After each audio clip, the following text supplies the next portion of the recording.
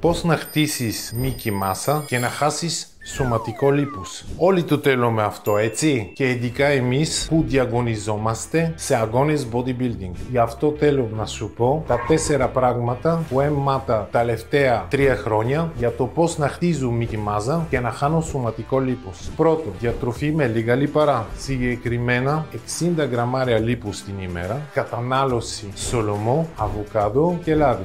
2. Τροφές ψηλές σε πρωτεΐνη. Για κάθε 1 κιλό το σωματικό σας βάρος αντιστοιχούν 2 γραμμάρια πρωτεΐνη. Προτιμήστε στήθου σκοτόπουλο, ασπράδια αυγού, 1 φορά την εβδομάδα μουσκάρι και αρκετό ψάρι. Παράδειγμα μπακαλιάρο. Τρίτο, γυμναστική με βάρη 4 φορές την εβδομάδα στην αρχή και έπειτα 5 με 6 φορές. 4. Τα συμπληρώματα και βιταμίνες που έπαιρνα εγώ. BCA, ένα μετά και ένα πριν την προπόνηση. Πρωτεΐνη μέσα στα ποδητήρια με το που τελειώνουν την προπόνηση. Γλουταμίνη πριν και μετά την προπόνηση. Βιταμίνη C, E, D, ω3, 6 και 9.